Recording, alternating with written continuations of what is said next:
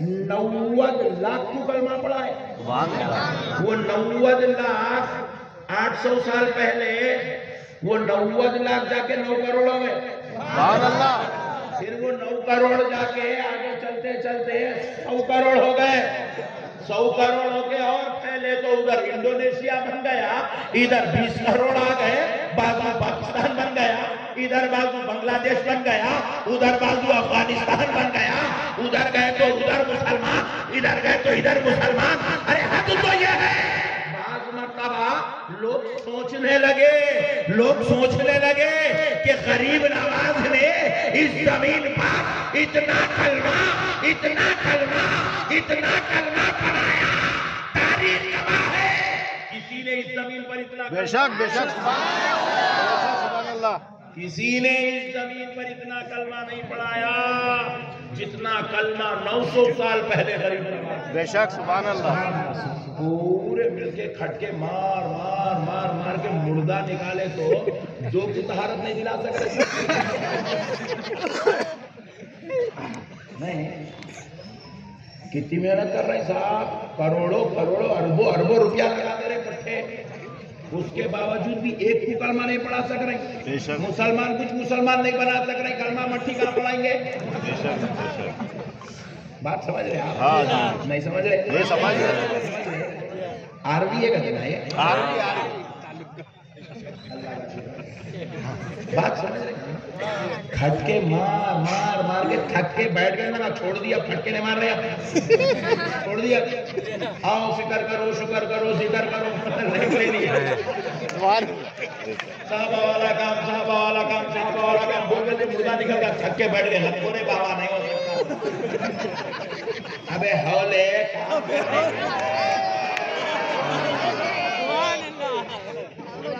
अबे हौले काम करने के लिए तेदाद की जरूरत नहीं है, कुर्बत की जरूरत है।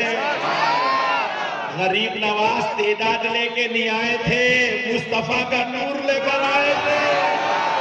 गरीब नवाज अपने साथ 70,000 का टोला लेकर नहीं आए थे, खुदा की विलायत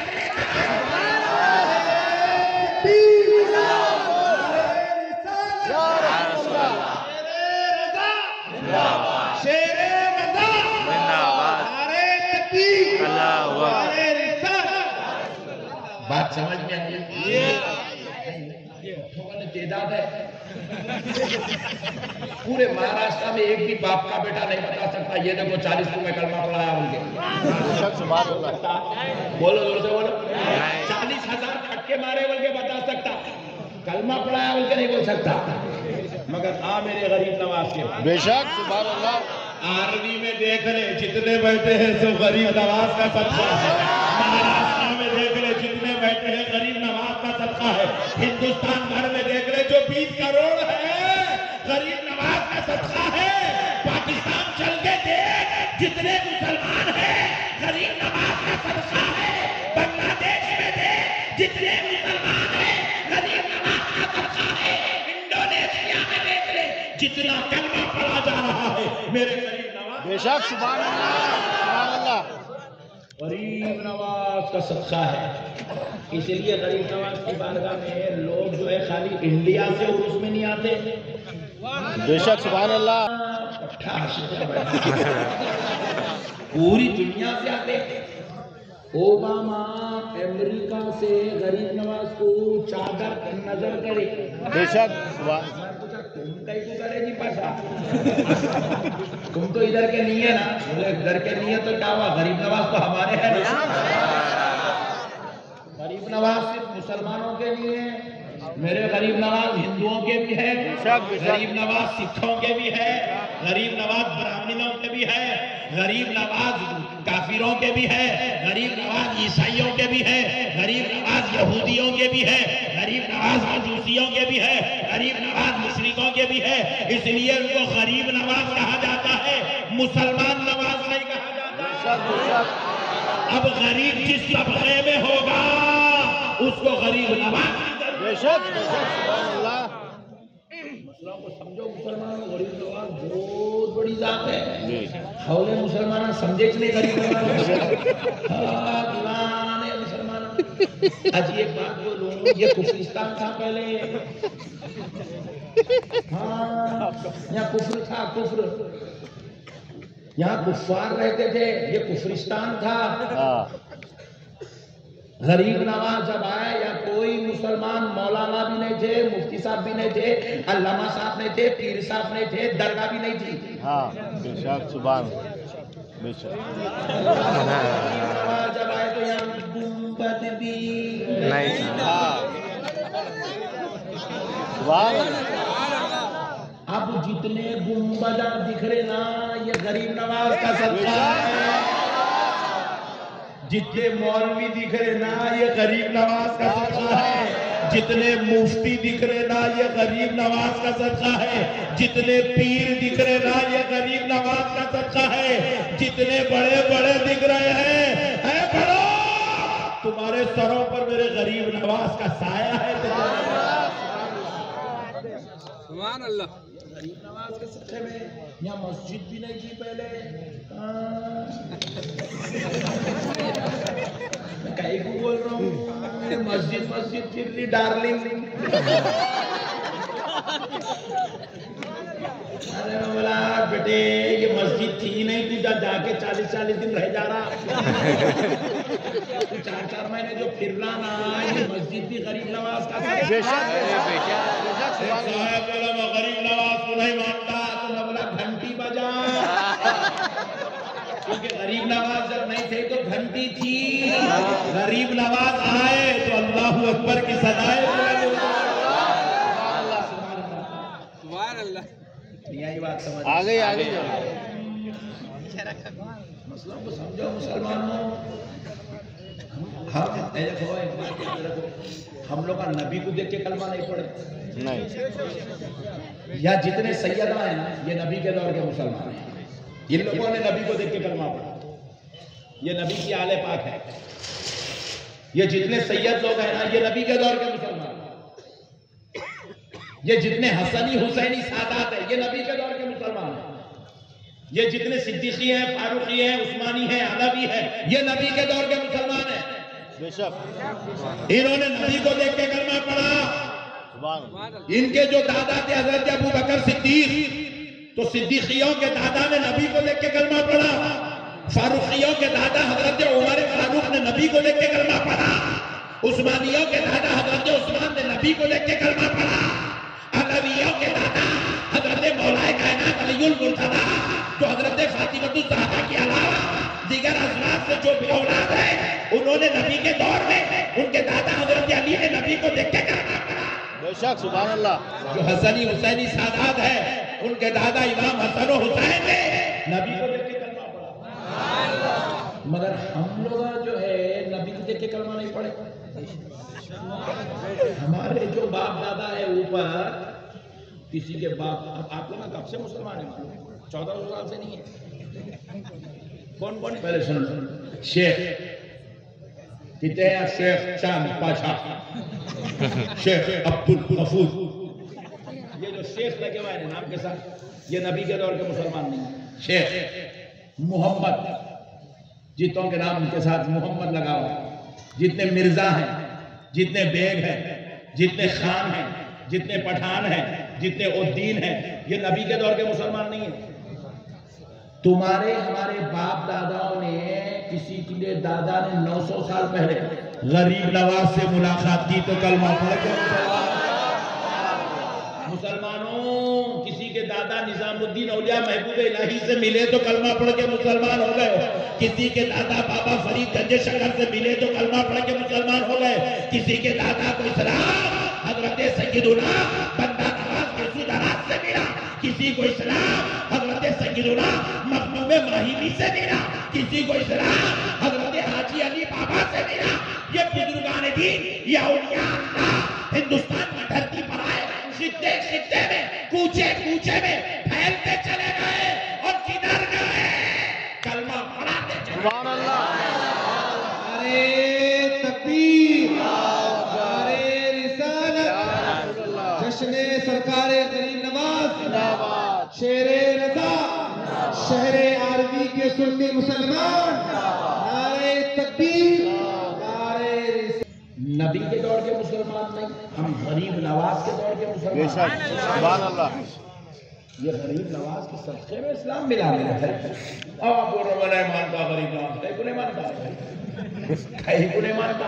जब अम्मा बोले मामू बोले तो मामू को मानता, बाबा बोले मेरा भाई है बोले तो चिचा बोल के मानता, बेगम बोली मेरे अब्बा है बोले तो ससुरा बोल के मानता।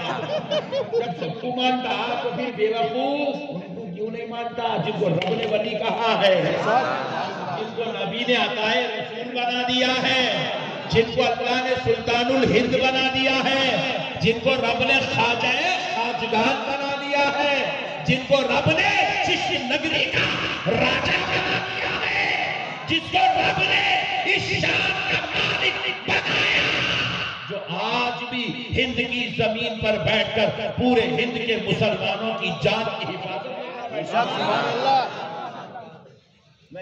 सुभान अल्लाह। आज अपने पास क्या है, ईमानदारी से बोलो ना, हमारे पास सही तरीके से कोई एजुकेशन, ना हमारे पास कोई पैसा है।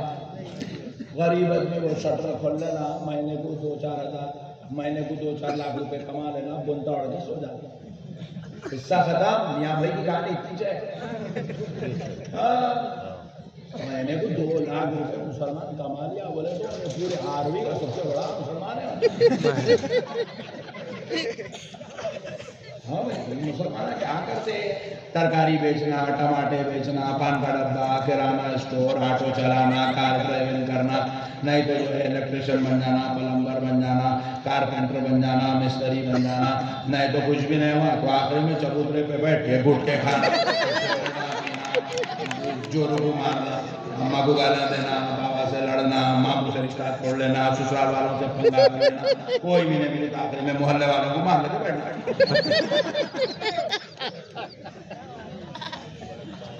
सही है, यही है हमारा। हाँ भाई, इतने कैसे हम लोग पंचिंग कुछ नहीं आता, आखिर में बोतल ले लेना, मार लेना, कहते भी कुछ लोग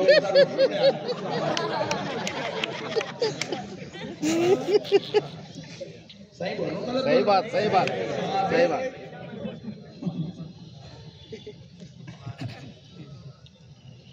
आप लोग बोले सही बोले बोल के, मैं बोला तो वहां भी नहीं बोल सकता, गलत बोले बोल के। मेरे भाइयों, मसले को समझो आप। हम लोग का क्या है, कमजोर मुसलमान, कमजोर। पूरी कौम को आप देख लीजिए, ये जो अंबेडकर साहब के जो चाहने वाले हैं ना, एसटी जिसको कहते हैं,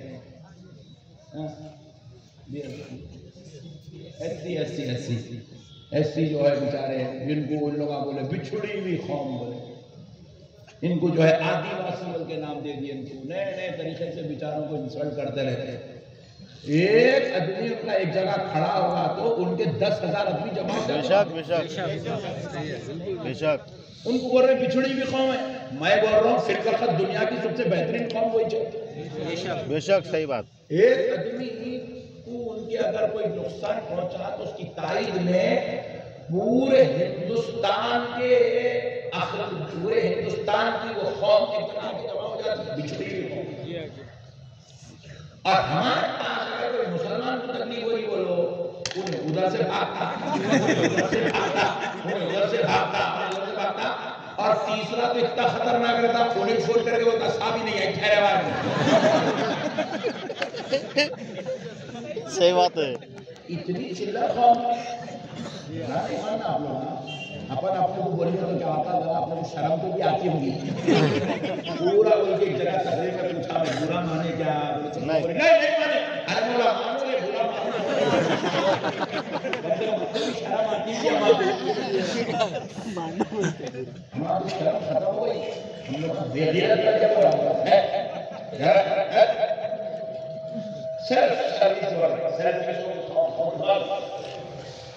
अपनी गरज की तकमील कर लेना, अपना देख लेना, अपने बारे में सोचना, भाई भूखा मरना तो मरने दो, बहन का सुहाग उजड़ना तो उजड़ने दो, चिच्चा खालू मामू भीख मरने तो जाके, हम तो अच्छे हैं ना, हम अच्छे।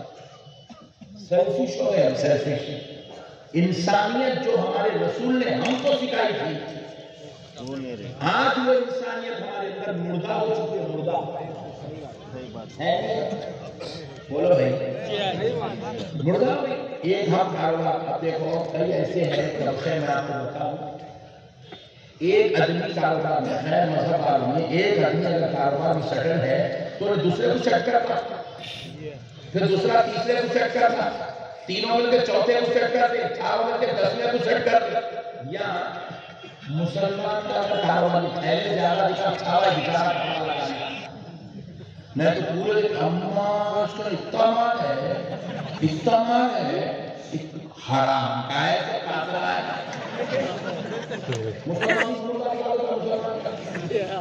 हसद हमारे पास, बगावत हमारे पास, किसी से तकलीफ हमारे पास, जलन हमारे पास, इतने बिछड़े गए हम, पूरे बिछड़ गए, दो गलत हो गए, अखलाकी एतबार से नीचे गिर गए पूरा,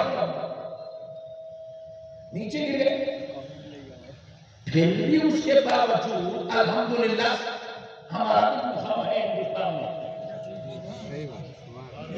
है नहीं? बोलो भाई, है। आज भी सियासी पार्टी आके मुसलमानों की खुशहाली का तो साफ बोल रहा है, 200 नहीं 500 देता। अरे पूछा मियाँ तू बेवकूफ है, बाजू महल्ले में जाकर 2500 रुपए दिया, या मुसलमानों का यहाँ के 500 दे दूंगा, इतने होते हैं ये कौन से गिचे वाला ना तुम बीच में रखो, बोले 200 नहीं साहब 500 दे तो वोट डाल। आज भी हमारा मुकाम है, खुदा की कसम मुसलमानों के इल्म नहीं है, मुकाम है, दौलत नहीं है, मुकाम है, अखलाकी तौर पे हम पूरे नीचे गिर गए, फिर भी हमारा मुकाम है। इस हिंदुस्तान में आज भी हमें गिना जाना जरूरी है, हमारा शुमार किया जाना जरूरी है। अगर जिसको वजीर आजम की सीट पे बैठना है उसे मुसलमानों को ताईद में लेना जरूरी है। अगर मुसलमानों को ताईद में लिए बगैर कोई ये सोचता है कि वो वजीर आजम या चीफ मिनिस्टर बन सकता है तो उसकी गलतफहमी इलेक्शन में खत्म हो जाती है। मुसलमानों को इतना इज्जत वाला मुकाम, इतना रुतबा, इतना दर्जा, इल्म के बगैर, दौलत के बगैर, मुकाम के बगैर, मर्तबे के बगैर, लीडर के बगैर, रहनुमा के बगैर, रहबर के बगैर कैसे मिला? तो जवाब आया कि तुमको देना ये मुकाम नहीं दिया जा रहा है। अजमेर वाले गरीब नवाज के सदक़े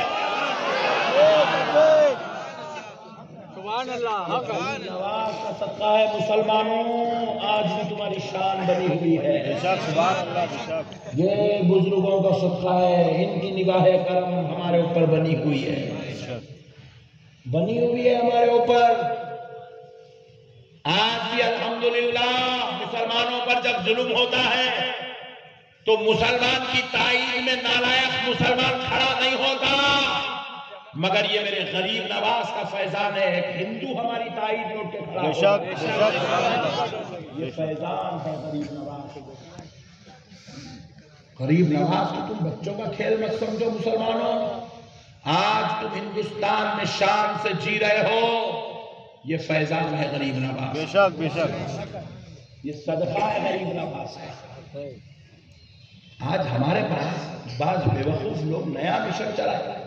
अब तक वहाबी बदअकीदा लोग बोले दरगाह को नहीं जाना, अजमेर को नहीं जाना, उर्स नहीं करना, चादर नहीं चढ़ाना, उनके बोले तो फिर हमारे पट्टे भी शुरू करे बीच में नाला है, अजमेर को मत जाओ, अपने पट्टे बोल रहे हैं, स्टेजों पे खड़ के बोल रहे हैं अजमेर को मत जाओ। मैं उनको पूछा क्यों बॉन्ड पूरी तैयारी करके आज जैसा दिख रहा, क्या बात है, कहीं को नहीं जाना अजमेर को? बोलो डार्लिंग क्यों नहीं जाना अजमेर में? बोले अजमेर में जो खादिम है वो शिया है। क्या है बोले? शिया। तो मैं पूछा तू खादिमों को मिलने जा रहा है, गरीब नवाज को मिलने जा रहा है?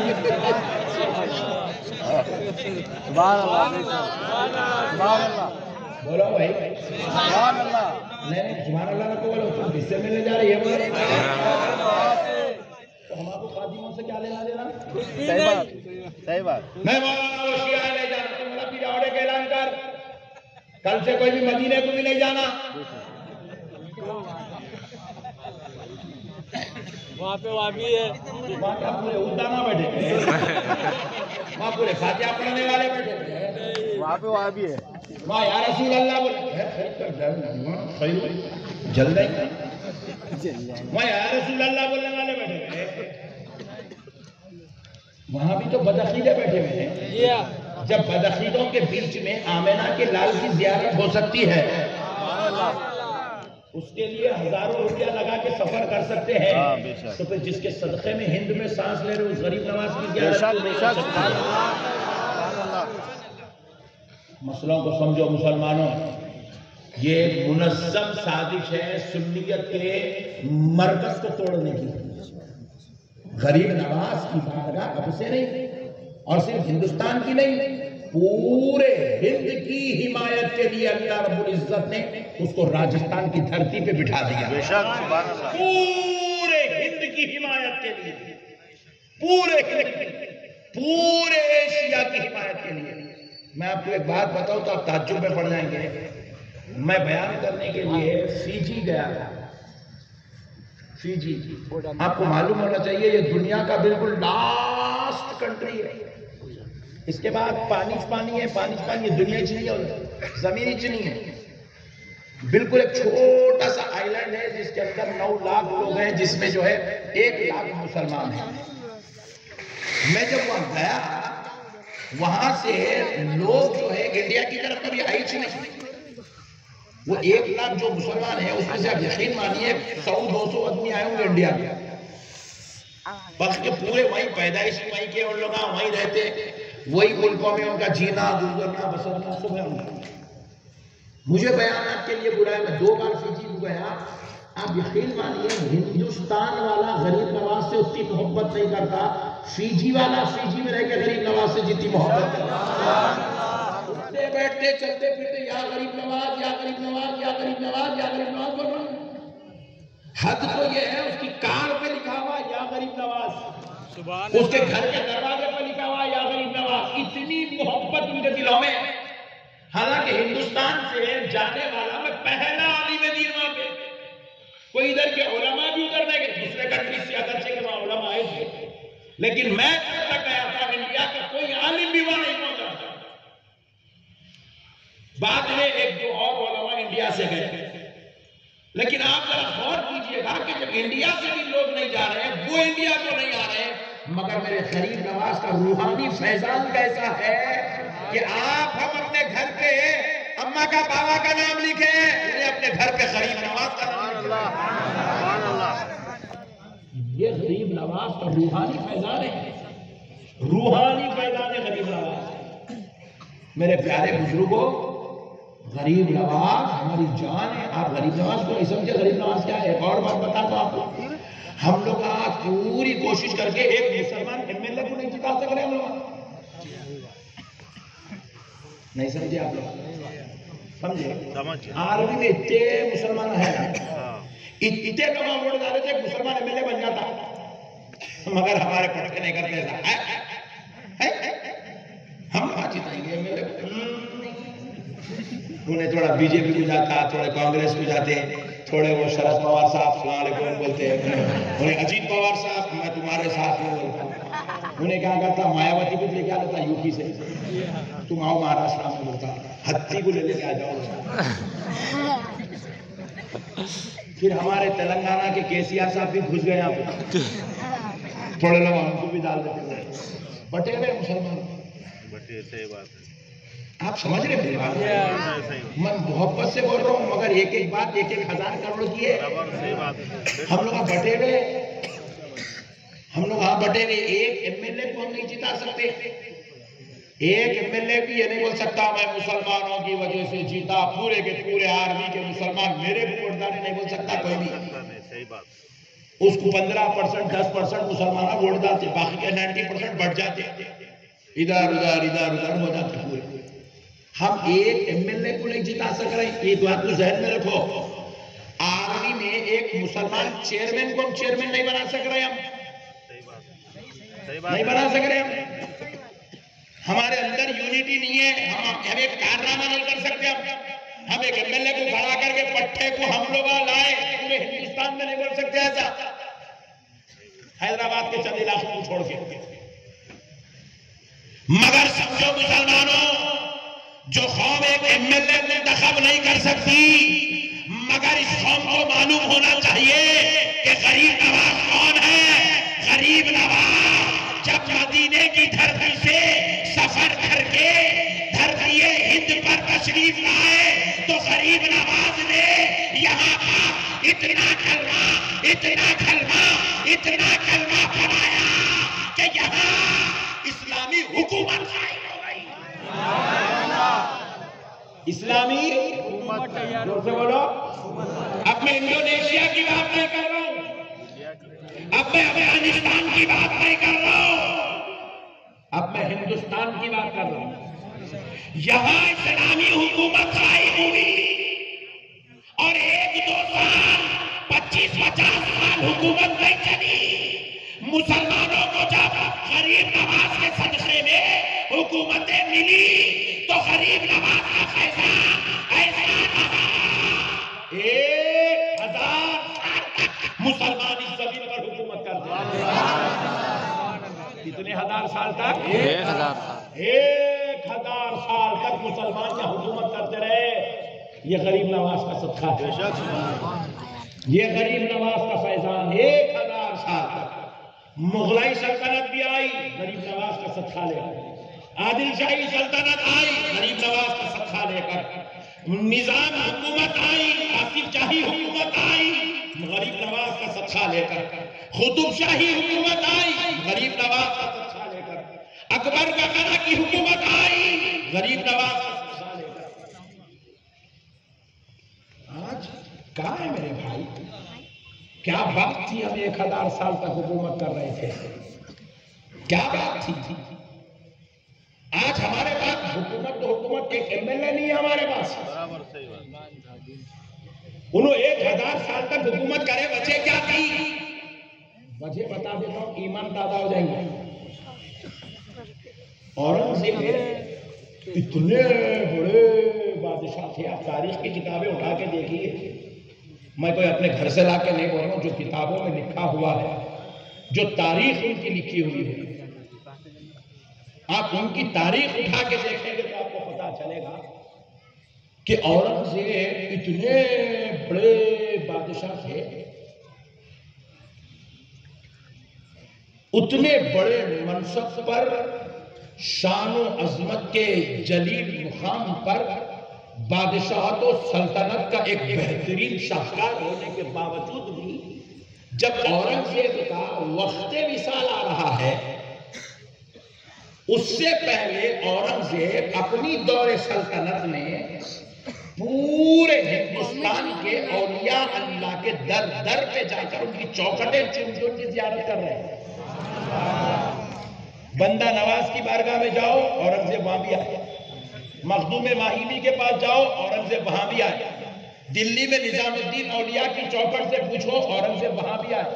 गरीब नवाज से पूछो, औरंगजेब वहां भी आए। औरंगजेब औलिया अल्लाह की जियारतें करते थे। और जब उनका वक्त विसाल आया, वो महाराष्ट्र के अहमदनगर में उनका इंतकाल हुआ और वहां से